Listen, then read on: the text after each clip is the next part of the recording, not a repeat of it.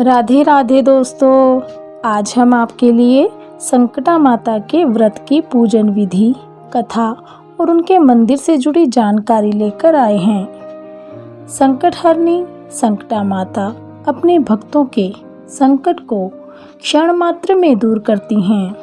संकटा माता का व्रत शुक्रवार को करना चाहिए। यह व्रत किसी भी शुक्ल पक्ष के शुक्रवार से शुरू कर सकते हैं। यह व्रत कोई भी भक्त कर सकता है।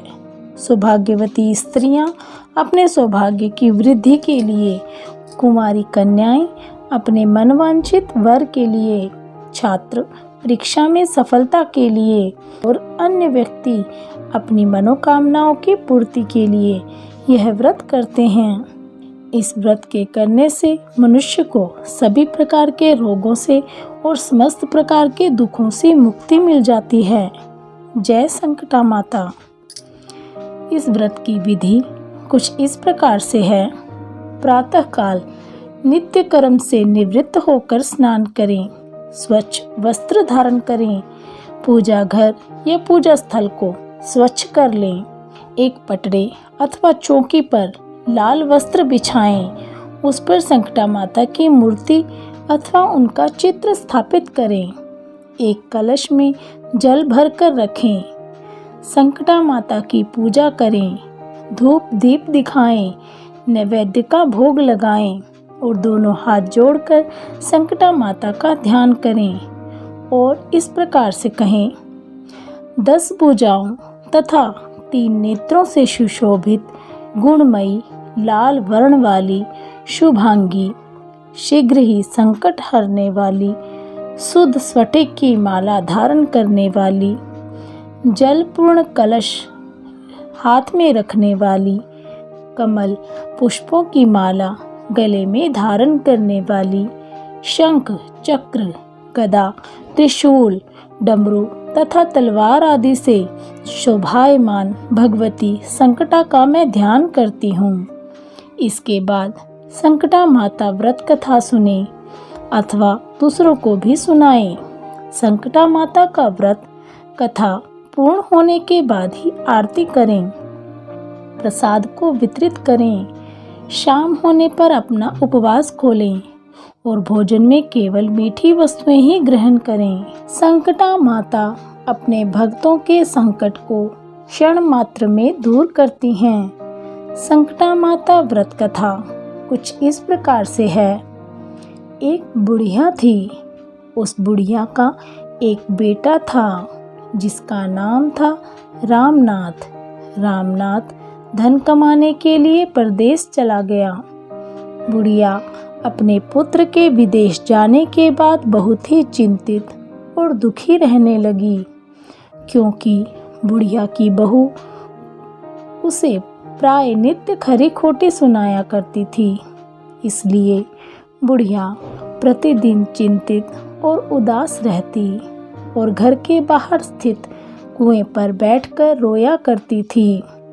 बुढ़िया का यह क्रम रोज ही चलता रहा। एक दिन कुएं में से दिए की माँ नामक एक स्त्री निकली और उसने बुढ़िया से पूछा, बूढ़ी माँ, तुम इस तरह बैठकर क्यों रोती हो? तुम्हें किस बात का कष्ट है? तुम मुझे अपना दुख बताओ, मैं तुम्हारे दुख दूर करने का प्रयत्न करूंगी। बुढ़िया ने उस स्त्री का प्रश्न सुनकर कोई भी जवाब नहीं दिया और रोती ही रही। दिए की माँ बार बार एक ही प्रश्न दोहराई जा रही थी। वह बुढ़िया इस बात से झुंझला उठी। उस बुढ़िया ने दिए की माँ से कहा, तुम मुझे बार बार ऐसा क्यों पूछ रही हो? क्या सचमुच ही तुम मेरा दुख जानकर उसे दूर कर दोगी? बुढ़िया की बात सुनकर दिए की माँ ने उत्तर दिया, मैं अवश्य ही तुम्हारे कष्टों को दूर करने का प्रयत्न करूंगी। बुढ़िया ने दिए की माँ का ऐसा आश्वासन पाकर कहा, मेरा बेटा कमाने के लिए परदेश चला गया है। उसके पीछे से मेरी बहू मुझे बहुत ही बुरा भला कहती रहती है। यही मेरे दुख का कारण है। बुढ़िया की बात सुनकर दिए की माँ ने कहा, यहाँ के वन में संकटा माता रहती है। तुम अपना दुख उनसे सुनाकर कष्ट से छुटकारा पाने के लिए प्रार्थना करो। बहुत दयालु हैं, दुखियों के प्रति बहुत सहानुभूति रखती हैं। निसंतानों को संतान, निर्धनों को धनवान, निर्बल को बलवान और अभागों को भाग्यवान बनाती हैं। उनकी कृपा से सौभाग्यवती स्त्रियों का सौभाग्य अचल हो जाता है। कुंवारी कन्याओं को अपने इच्छित वर की प्राप्ति होती है। रोगी अपने रोग से मुक्त होते हैं। इसके अलावा जो भी मनोकामना हो वह सभी को पूरा करती हैं। इसमें कोई भी संदेह नहीं। दिए की माँ से ऐसी विलक्षण बात को सुनकर बुढ़िया संकटा माता के पास गई। उनके चरणों पर गिरकर विलाप करने लगी। संकटा माता ने बड़े ही दयालु होकर बुढ़िया से पूछा, बुढ़िया, तुम किस कारण इतने दुख से बार बार रोती रहती हो? बुढ़िया ने कहा, हे माता, आप तो सब कुछ जानती हो। आपसे तो कुछ भी छिपा नहीं है। आप मेरे दुख को दूर करने का आश्वासन दें तो मैं अपनी दुखद गाथा आपको सुनाऊं। बुढ़िया की बात सुनकर संकटा माता ने कहा, मुझे पहले अपना दुख बताओ। दुखियों का दुख दूर करना ही मेरा काम है। संकटा माता के ऐसा कहने पर बुढ़िया ने कहा, हे माता, मेरा लड़का परदेश चला गया है। उसके घर में न रहने से मेरी बहू मुझे बहुत तरह तरह की बातें सुनाया करती है। उसकी बातें मुझसे सहन नहीं होती। इसी कारण परेशान होकर मैं बार बार रोया करती हूँ। बुढ़िया की इस दर्द भरी कथा को सुनकर संकटा माता ने कहा, मेरी पूजा के दिन सुहागन स्त्रियों को आमंत्रित कर उन्हें भोजन कराना। ऐसा करने से तुम्हारा लड़का अवश्य ही तुम्हारे पास आ जाएगा। संकटा माता के कहे अनुसार उस बुढ़िया ने मनौती मांगकर पूजा की और सुहागन स्त्रियों को भोजन के लिए आमंत्रित किया। परंतु विचित्र बात यह हुई कि जब बुढ़िया ने स्त्रियों के लिए लड्डू बनाने शुरू किए तो उससे 7 की जगह 8 लड्डू बन गए। इस बात से बुढ़िया बहुत ही असमंजस में पड़ गई। ऐसा होने का क्या कारण है? कहीं मुझसे गिनने में तो गलती नहीं हो रही, अथवा अपने आप 8 लड्डू बन जाने का कोई अन्य कारण है। उसी समय संकटा माता एक वृद्ध स्त्री के रूप में बुढ़िया के सामने प्रकट हुई और बुढ़िया से पूछा, क्यों बुढ़िया माई, आज तुम्हारे यहाँ कोई उत्सव है क्या? यह सुनकर बुढ़िया बोली, आज मैंने संकटा माता की पूजा की है और सुहागन स्त्रियों को भोजन के लिए आमंत्रित किया है, किंतु जब गिनकर 7 लड्डू बनाती हूँ तो वे लड्डू अपने आप ही 8 बन जाते हैं। मैं इसी बात से चिंता में पड़ गई हूँ। बुढ़िया की बात सुनकर संकटा माता ने कहा, क्या तुमने किसी बुढ़िया को भी आमंत्रित किया है? बुढ़िया कहने लगी, नहीं, मैंने ऐसा नहीं किया, परंतु तुम कौन हो? संकटा माता ने कहा, मैं बुढ़िया हूँ, मुझे भी आमंत्रित कर लो। ऐसा सुनकर बुढ़िया ने उस दूसरी बुढ़िया रूपधारी संकटा माता को भोजन के लिए आमंत्रित कर लिया। इसके बाद बुढ़िया के घर पर सभी आमंत्रित सुहागिनें आ पहुंची और बुढ़िया ने सबको लड्डू तथा अन्य मिठाई आदि का भोजन कराया। इससे संकटा माता उस बुढ़िया पर बहुत ही प्रसन्न हुई और माता की कृपा से उस बुढ़िया के बेटे के मन में अपनी माता और पत्नी से मिलने की इच्छा उत्पन्न हुई और वह अपने घर के लिए चल दिया। कुछ दिन बीतने के बाद वह बुढ़िया संकटा माता की पूजा कर सुहागनों को भोजन करा रही थी कि किसी ने उसके लड़के की आने की सूचना दी, लेकिन बुढ़िया अपने काम में ही लगी रही। उसने कहा, लड़के को बैठने दो, मैं सुहागनों को जिमा कर ही आऊंगी। लड़के की बहू ने पति के आने का समाचार सुना। उसी क्षण वह अपने पति के स्वागत के लिए तुरंत घर की ओर चल दी।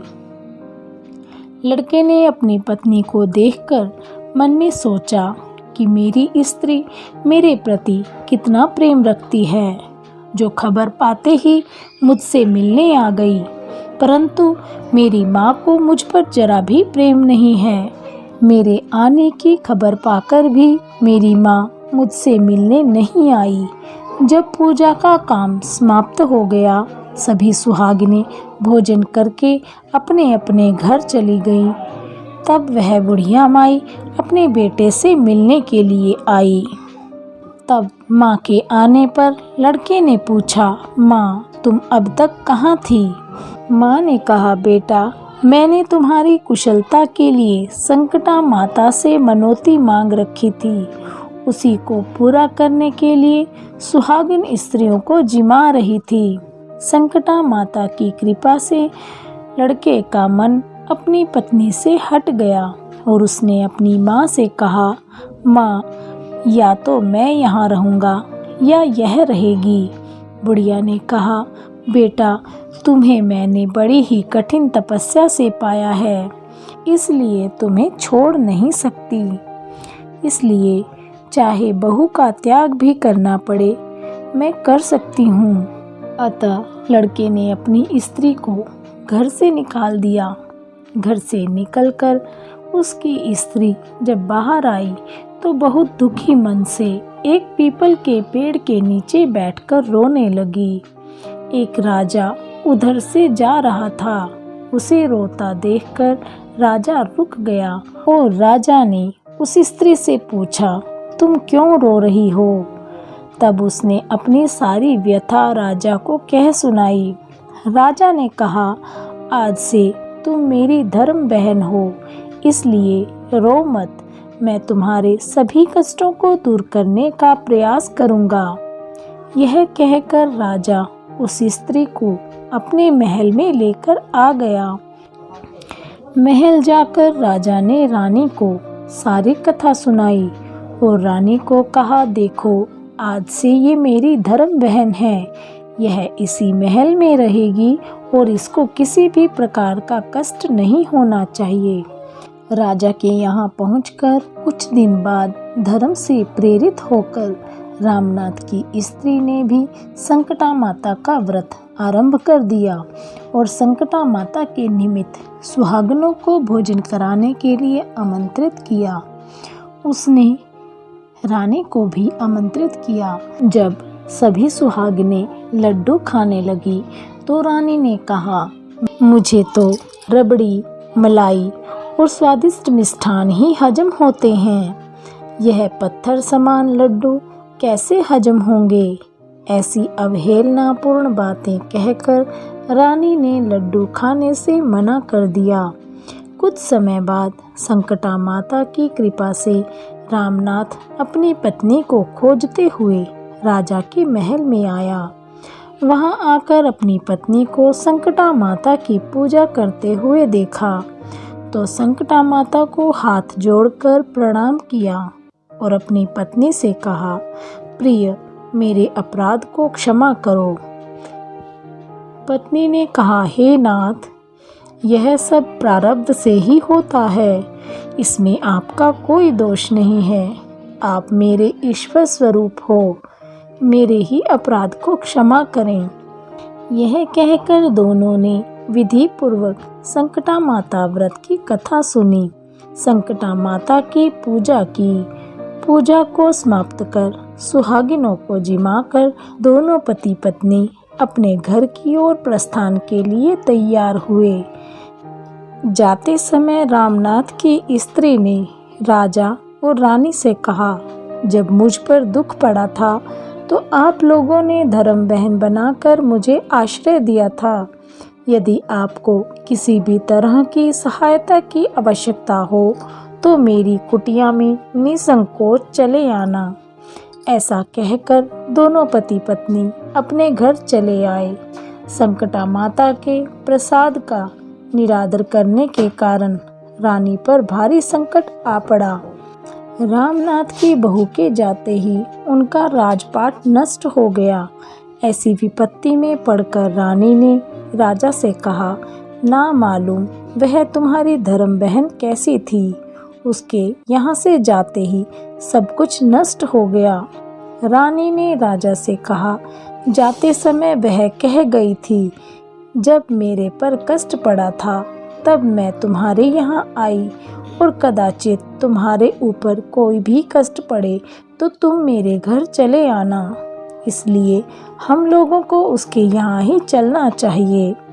ऐसा विचार कर राजा रानी दोनों ही अपनी धर्म बहन के घर गए। वहाँ जाकर रानी ने कहा, बहन तुम्हारे जाते ही ऐसा क्या हो गया कि हमारी सारी संपत्ति नष्ट हो गई। हम लोग बहुत ही परेशानी में पड़ गए।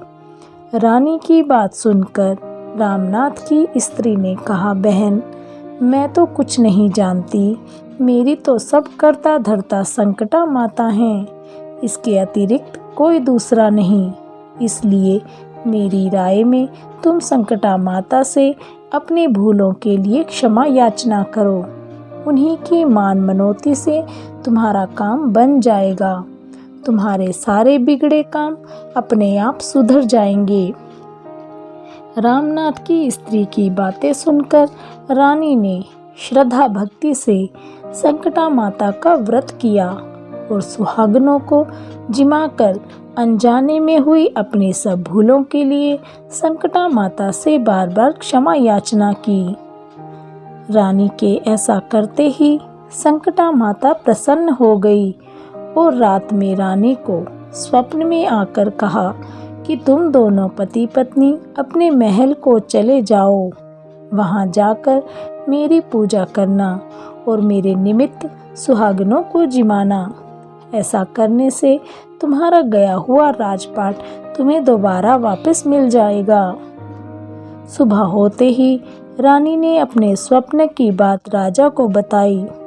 रानी की बात सुनते ही राजा उसी क्षण रानी को साथ लेकर अपने महल की ओर चल दिया। महल में आने के बाद रानी ने संकटा माता के कहे अनुसार पूर्ण भक्ति भाव से माता संकटा की पूजा की और सुहागनों को भोजन कराया। ऐसा करने से उनका बिगड़ा हुआ सारा समय सुधर गया और सारा राजपाट उन्हें वापस मिल गया। वह पहले की तरह राज्य को भोगने लगे। बोलो संकटा माता की जय। संकटा माता का मंदिर जहाँ सभी की मनोकामना पूर्ण होती है। आइए जानते हैं संकटा माता के मंदिर के बारे में। संकटा माता को खीर भवानी माता के नाम से भी बुलाया जाता है। रानी कटरा में माता संकटा का मंदिर है। 600 साल पुराने इस मंदिर में स्थापित संकटा देवी की मूर्ति की यह विशेषता है कि संकटा देवी की यह मूर्ति दिन में 3 रूप बदलती है। सुबह के समय संकटा देवी बाल रूप में, दोपहर के समय संकटा देवी यौवना रूप में, शाम के समय संकटा देवी प्रौढ़ावस्था में दिखाई देती हैं। संकटा माता कश्मीरियों की कुल देवी के रूप में भी विख्यात हैं।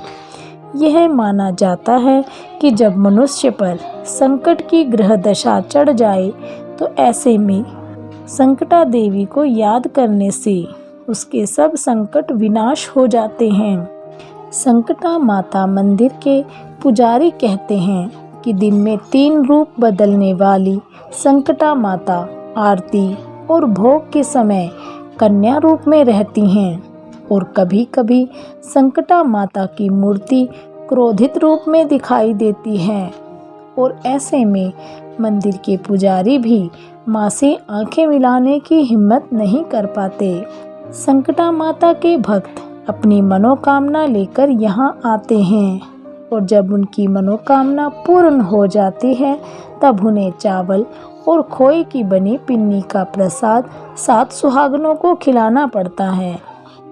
संकटा देवी के शक्तिपीठ के परिसर में कदम रखते ही संकटा माता सबके संकट दूर करती हैं। माँ अपने घर से किसी को भी निराश नहीं करती, अपने भक्तों के घर धन धान्य सुख और समृद्धि से भर देती हैं। वर्षों की पुरानी परंपरा के अनुसार सावन के प्रत्येक शुक्रवार और सोमवार को मंदिर के परिसर में मेला लगता है। किंवदंती के अनुसार एक बार पड़ोसी मंदिर के पुजारी शेर पर सवार होकर संकटा माता के मंदिर में पहुँचे और संकटा माता के पुजारी ने उनका स्वागत किया पूरे आदर और सत्कार के साथ। परंतु पुजारी जी के मन में प्रश्न उठने लगा कि अब शेर को वह कहाँ पर बांधें, क्योंकि उनकी गौशाला में तो गायें बंधी हुई थी। परंतु काफ़ी सोच विचार करने के बाद उन्होंने संकटा माता का नाम लेकर शेर को अपनी गौशाला में बांध दिया। लेकिन पुजारी को रह रहकर बार बार अपनी गाय की चिंता हो रही थी, जिस कारण वह रात भर सो भी न पाया था। सुबह हुई तो माता के पुजारी तुरंत गौशाला में पहुँचे। वहाँ उन्होंने देखा कि उनकी गाय पूर्ण रूप से सुरक्षित हैं और वहाँ से शेर भी गायब है। गौशाला में शेर ढूंढने पर भी नहीं मिला। इस प्रकार माता के पुजारी जी का संकट टल गया और पड़ोसी मंदिर के पुजारी भी उनके आदर सत्कार से खुश होकर गए। जब इस घटना का पता लोगों को चला तो दूर दूर से लोग वहां पर मां के दर्शन के लिए आने लगे। इन्हें माता संकट हरण के रूप में जाना जाने लगा। बोलो संकटा माता की जय। तो दोस्तों, कैसी लगी आपको संकटा माता की कथा और संकटा माता के मंदिर की जानकारी? हमें कमेंट बॉक्स में लिखकर ज़रूर बताइएगा। और भी ऐसी ही धार्मिक कहानियाँ सुनने के लिए और धार्मिकता से जुड़ी जानकारियाँ प्राप्त करने के लिए हमारे चैनल को लाइक और सब्सक्राइब अवश्य करें। आपके द्वारा अन्य लोगों को भी अच्छी अच्छी धार्मिक कहानियाँ सुनने को मिलें, इसलिए हमारे चैनल को ज़्यादा से ज़्यादा शेयर करें। संकटा माता की आरती हमने डिस्क्रिप्शन बॉक्स में दी है, वहां से कथा के बाद आप आरती पढ़ सकते हैं। हमारे चैनल का लिंक भी आपको डिस्क्रिप्शन बॉक्स में मिल जाएगा, जहां से आप हमारे चैनल की अन्य कथाएं भी सुन सकते हैं। बहुत बहुत धन्यवाद।